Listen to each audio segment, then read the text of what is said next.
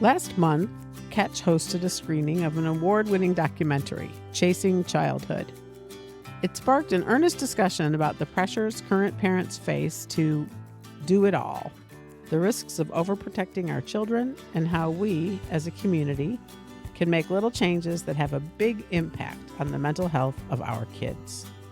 And today, we have a wonderful guest who came to continue the conversation that was started at that documentary screening. We're here with Moriah Bracken, a licensed clinical social worker and founder of Bracken Therapies. Welcome. I'm Lisa. And I'm Amy. We are the hosts of Parenting the Mental Health Generation. We're excited to have Moriah here with us today. As a former school social worker, a current private practice owner, and a longtime advocate for mental health, Moriah comes with a range of perspectives on how to parent with intention to help raise resilient and well-adjusted kids. You don't need to have seen the documentary to connect with these ubiquitous parenting issues that we chat about today. So put in your earbuds, take these 30 minutes for you, and enjoy our conversation with Moriah. Welcome. Thanks for coming. Thank you so much for having me. It's so great to be here.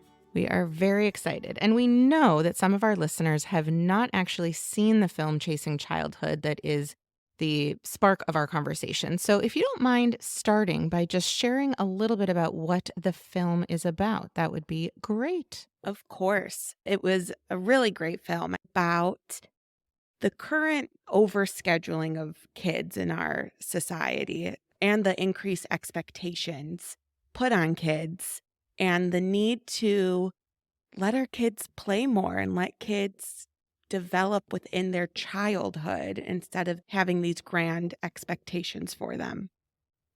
And it feels like it comes at such a stark contrast to what childhood looked like several decades ago and a couple of generations back.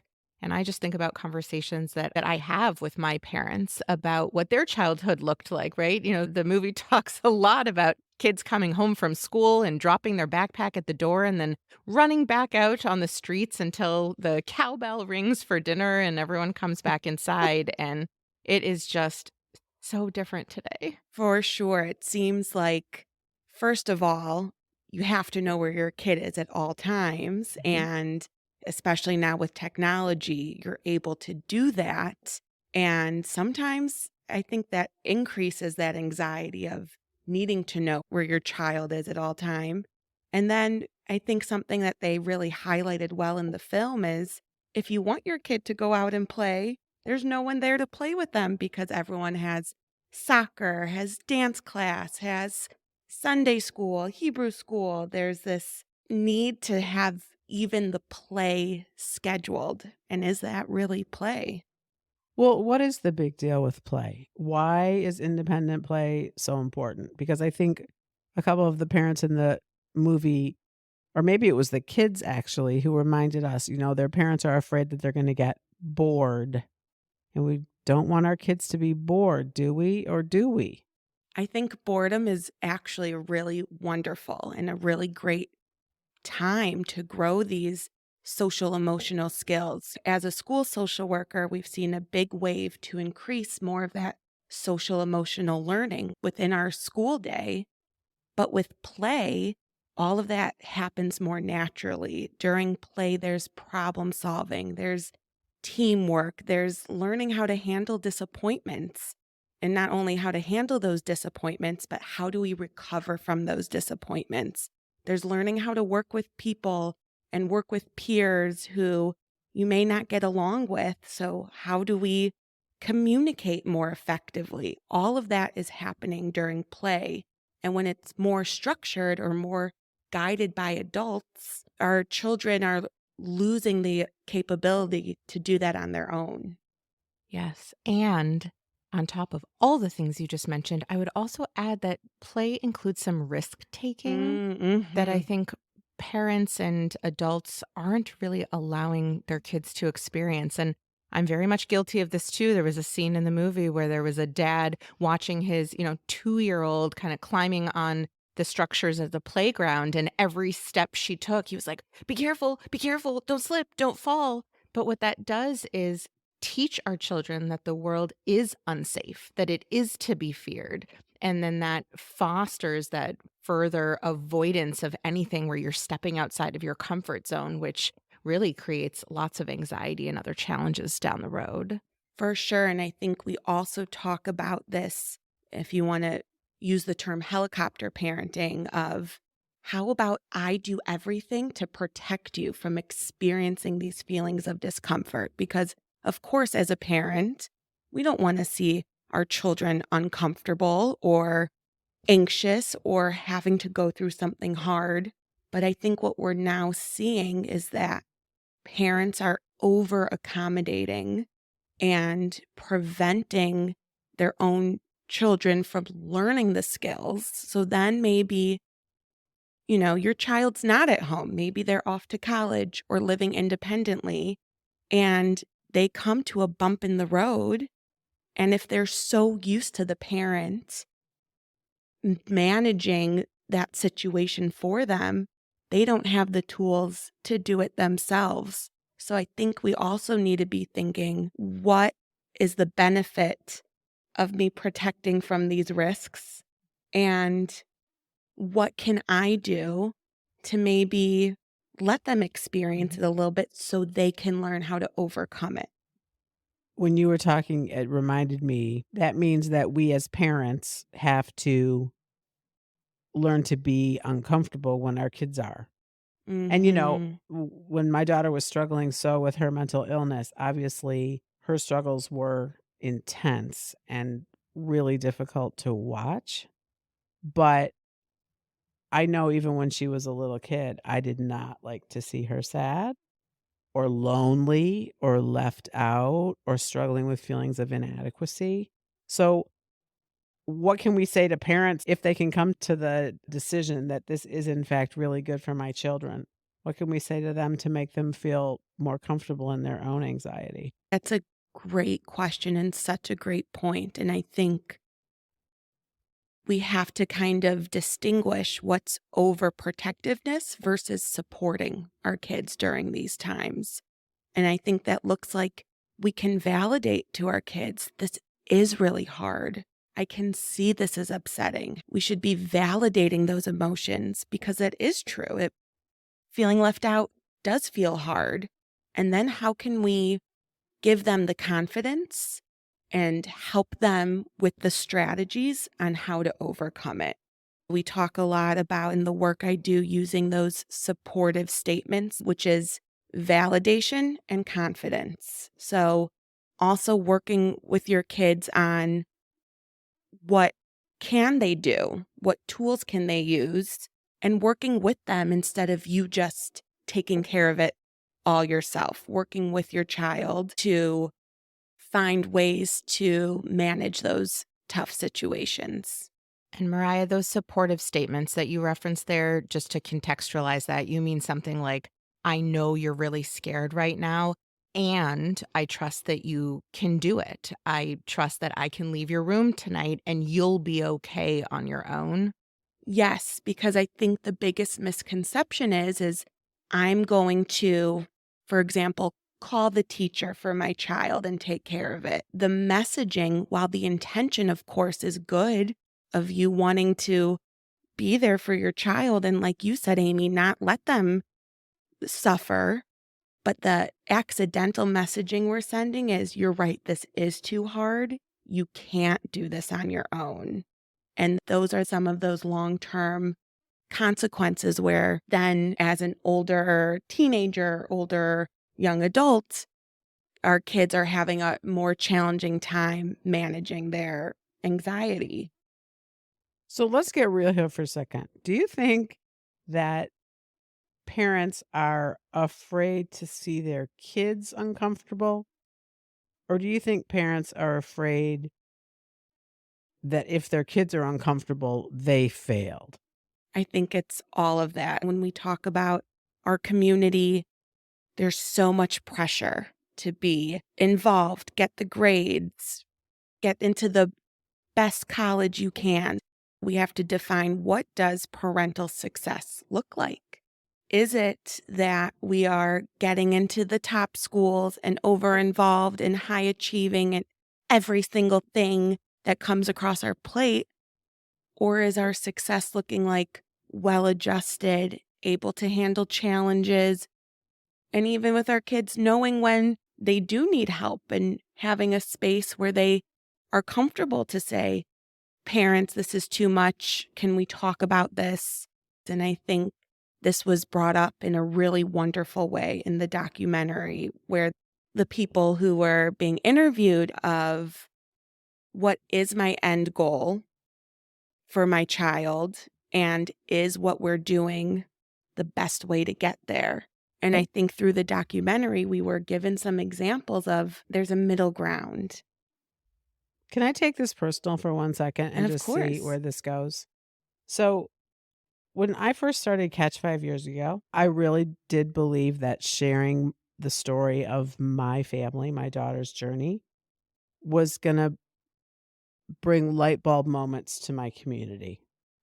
That if it could happen to the O's and my daughter could be a part of the community that you just described, high pressure, excellent athletic organizations, the ability to participate in a lot of things well, that if the O's could fall off and Sean could struggle as much as she did, that we would all just take a second look. And of course, like, that's so important. Obviously, that did not occur. And I guess my question is, as a professional, how do you really communicate that to a parent or a family when a kid has fallen victim to this sort of lack of childhood?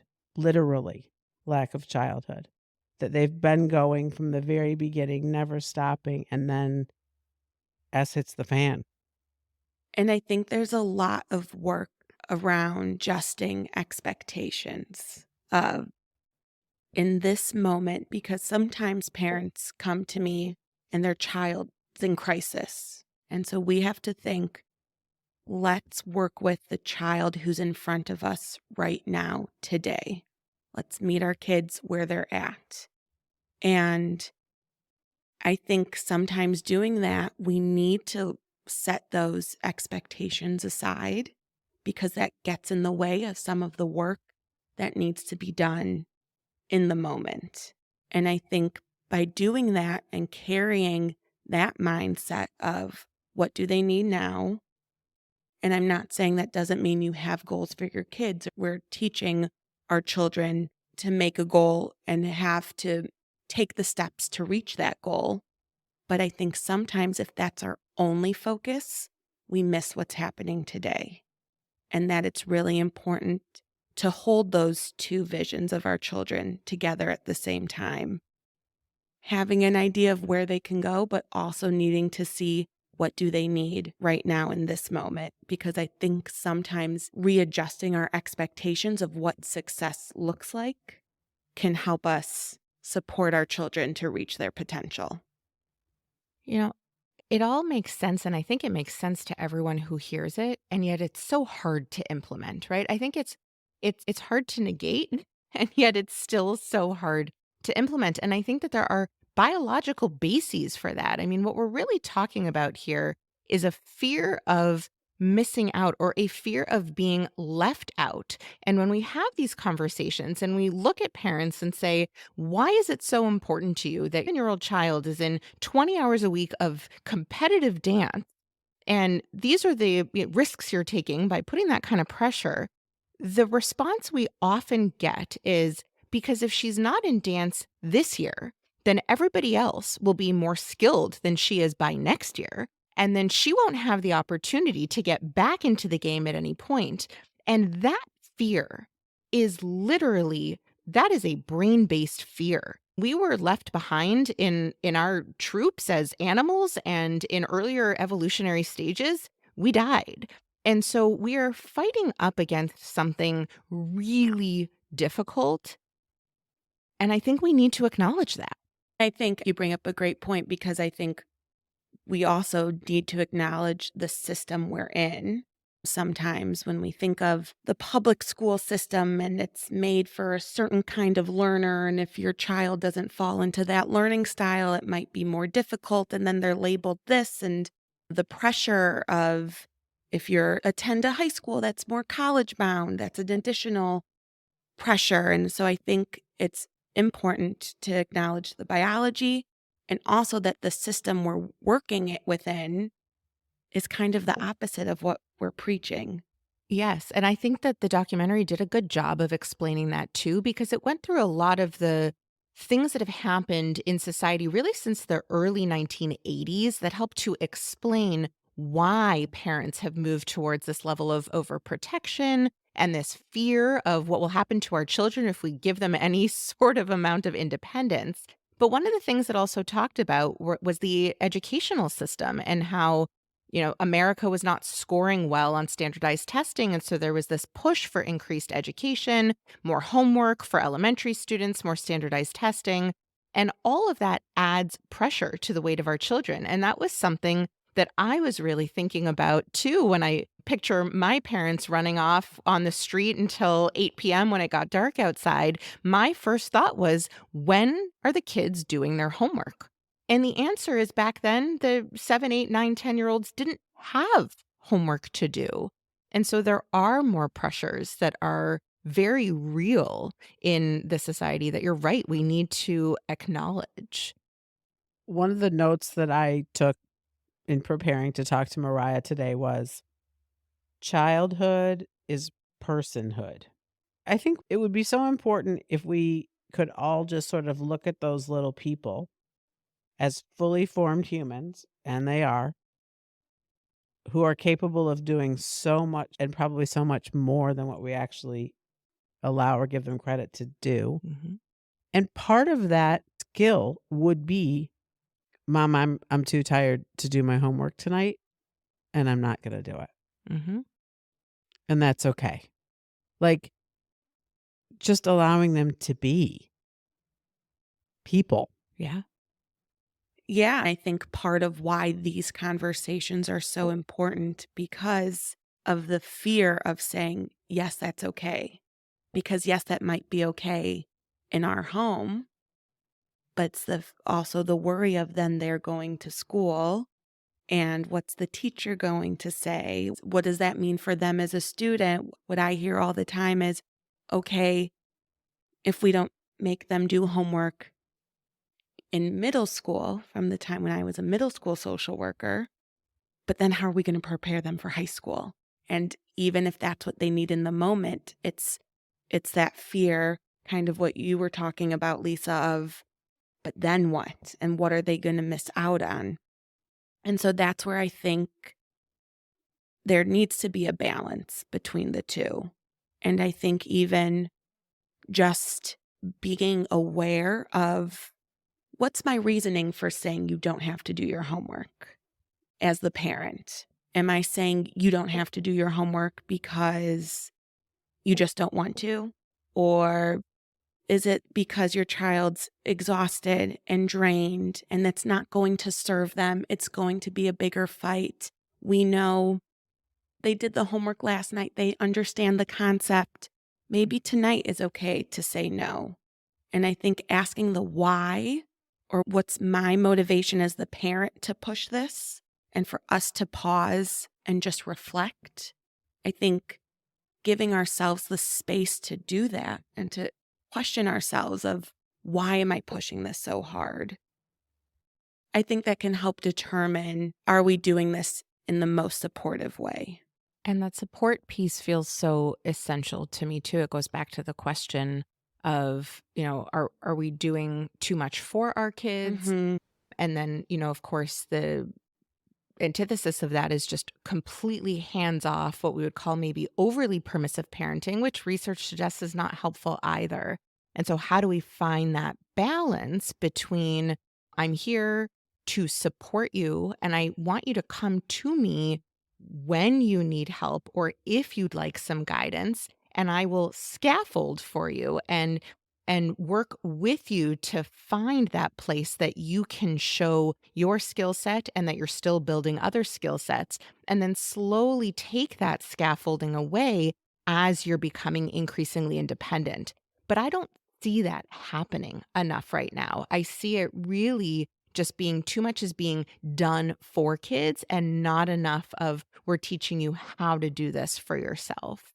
Yeah, and how I've described it to some of my clients is there seems to have been like this huge shift of maybe our childhood, it was not much acknowledgement of feelings. It was get over it.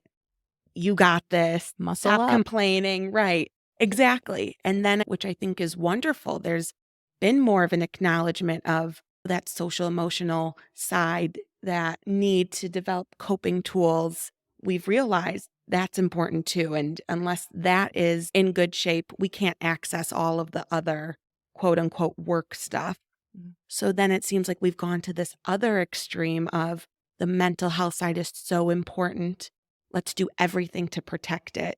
And how do we find that balance of coming to the middle of, like we said, what that support looks like, which is acknowledging the feelings, but encouraging and providing the tools To work through. to work through and manage. It kind of cracks me up that the three of us are sitting here talking like the premise of this conversation was about a movie entitled Chasing Childhood, where the message we all received was that childhood in its essence has been taken away from our kids in so many ways. Mm-hmm. And yet our conversation has naturally moved to this idea of how we as adults can scaffold and support development and support social emotional learning and whatever. And I think what's really important to remember is that what we want to be able to do is collaborate with our kids and be part of those decisions, but not necessarily be the decision makers. I can remember really vividly when I was a kid, and I have a couple years on both of you, that at the end of the day, my family of 4 would be at the table and we each had very different days. Our experiences Mm. were mine, my mom, my dad, my little sister, but we hadn't been on top of one another or known where one another was necessarily or had any conversations or texts or anything. So it was just sort of a vomit of share. Nowadays, my guess is that because everyone knows where everyone is, that it's so different. So I guess I just wanted to point out that I thought it was interesting that our conversation had morphed back into this sort of what can we do when what we really want to do is watch those kids do for themselves. But I think that conversation is in part what kids can do for themselves. I think if we're not checking ourselves as the parents, as the teachers, as the caregivers, what should I be allowing my child to do? What is my child not yet ready to do? Then we can't give them the independence that they deserve. And so, here's a prime example that really resonated with me. Talk about play and the importance of play. One of the things that all parents are trying to teach their children are these executive functioning skills, big buzzword, right? How do we plan and organize? It's incredibly essential for all aspects of our quote success, however we want to define it. Certainly once we get to middle school and we've got multiple teachers and multiple, notebooks, we have to be able to navigate when are assignments due, where do I put them, long-term projects, tests I have to study for. And then the film has this great example of a child who decided he wanted to throw his own party. He was 10 or 11. And the parents didn't think he was ready to do that. What do you mean throw your own party? You've never thrown a party before. And they finally agreed and conceded and said, okay, kid, throw your own party. And they were blown away by the fact that he created a guest list and sent out invitations. He had a menu set and created a budget for how much it was going to cost to order the pizzas and get the sodas at the store.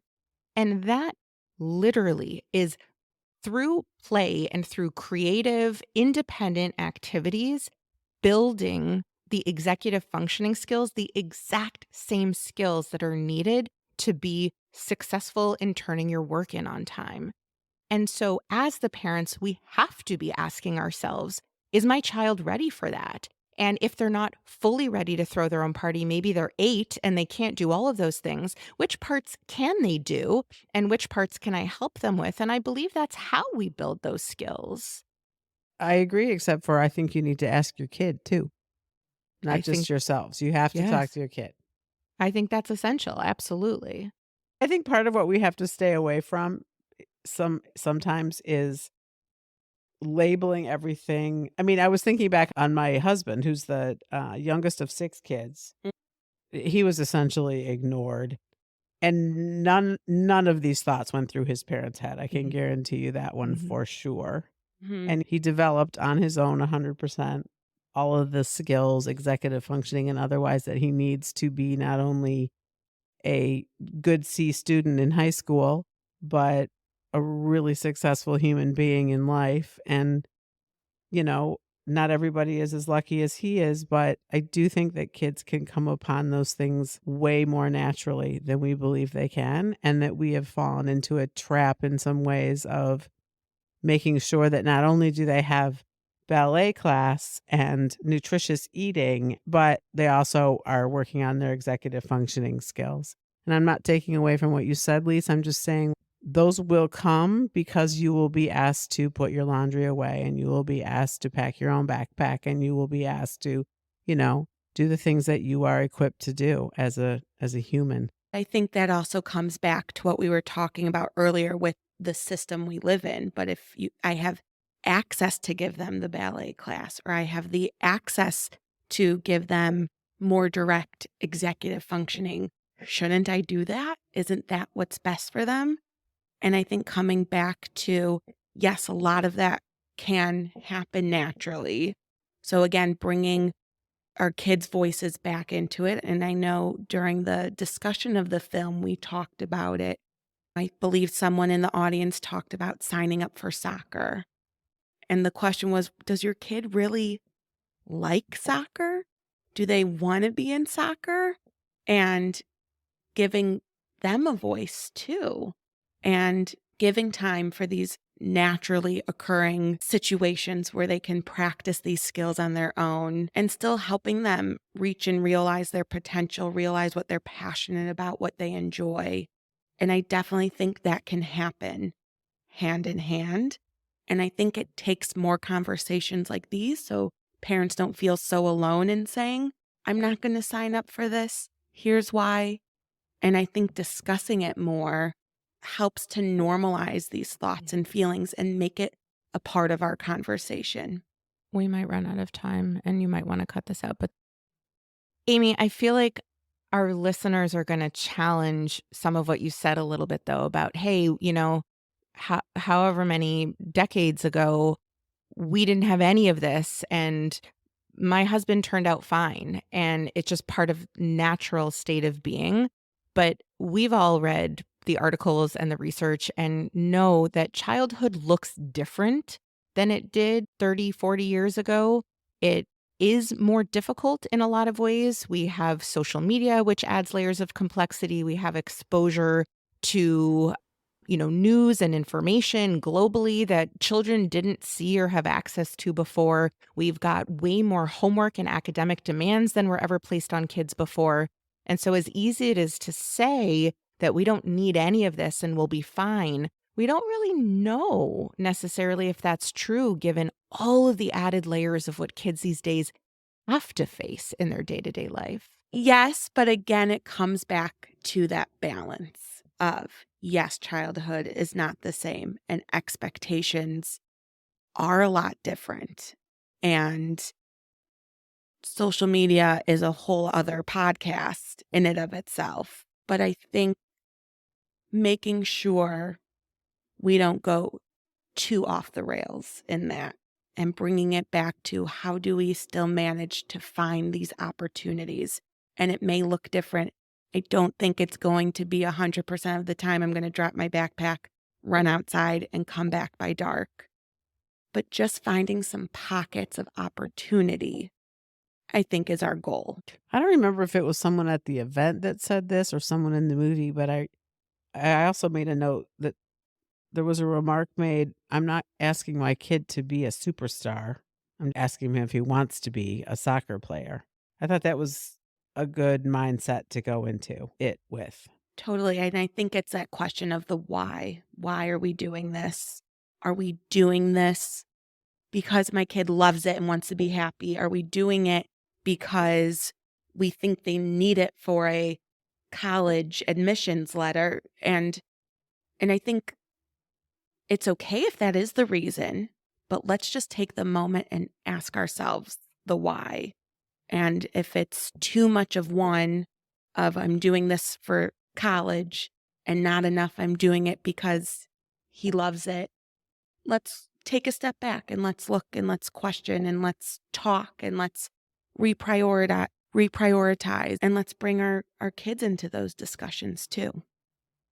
It sort of starts to feel like a damned if I do, damned if I don't kind of problem. It's a problem if I overschedule my kids and have them in too many activities and provide too much support.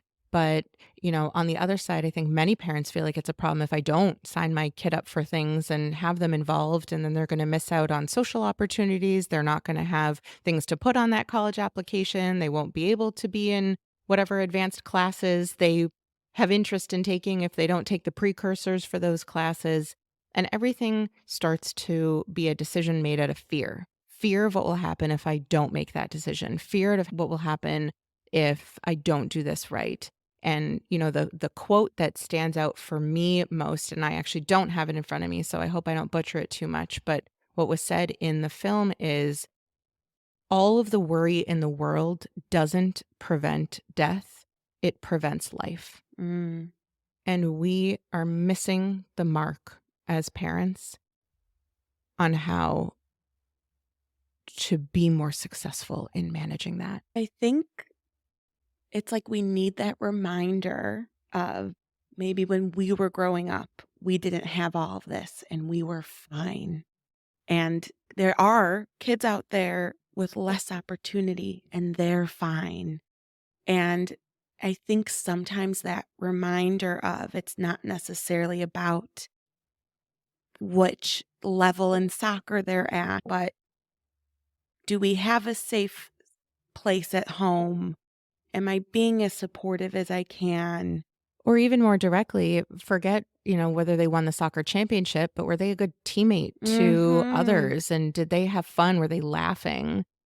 Did they get some energy out, right? What is the purpose of the Absolutely. activity to begin with? And if the purpose can be as simple as being in your childhood, like instead of always trying to get somewhere else, we're always trying to do things so that we can get to the next place, the next class, the next level, the college that we want. We can just be here. That will come, and you have your entire life to be an overly stressed, busy adult. That comes. Trust us all. And Mariah, do you have any suggestions for our listeners before we close out here on what that could look like? What little steps we can take towards that end?